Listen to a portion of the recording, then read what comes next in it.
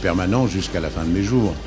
Alors c'est jamais dans les mêmes activités parce que je suis un horrible gourmand et j'aime trop de choses et j'aime toucher à tout parce que j'aime tout. Des durées un peu excessives. Alors il faut essayer à la fois de respecter un grand principe qui est le principe de l'égalité devant l'impôt et s'efforcer dans la mesure du possible de faire du sur-mesure pour que chacun ait pour son. Ça fait 20 ans que nous sommes partenaires du salon, nous en sommes très fiers effectivement, et depuis quelques mois nous avons lancé I'm delighted that I could come and meet the young entrepreneurs here. Les entrepreneurs et les petites entreprises sont vraiment une priorité pour Facebook, et c'est vraiment un plaisir d'être ici pour présenter les opportunités qui s'offrent aux entrepreneurs sur notre plateforme.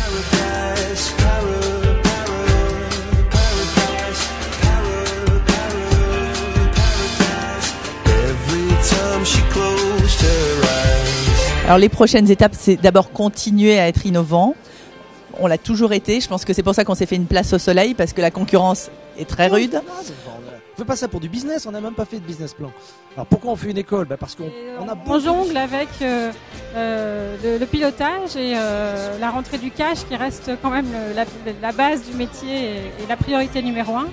Et puis l'accompagnement de l'entreprise et de la stratégie. On l'a bâti par le travail, donc il faut être très courageux, mais franchement ça vaut le coup, c'est l'aventure d'une vie. Mettez la ceinture de sécurité, allez-y si vous avez vraiment envie d'y aller, mais en revanche si vous y allez, vous avez une bonne chance de vous faire plaisir. En 2009, 320 000 auto-entrepreneurs, c'est vraiment un succès, à la fois sur le plan de la création d'entreprises et puis sur le plan aussi du chiffre d'affaires, parce qu'on a à peu près 1 milliard d'euros de chiffre d'affaires qui a été réalisé seulement par les auto-entrepreneurs.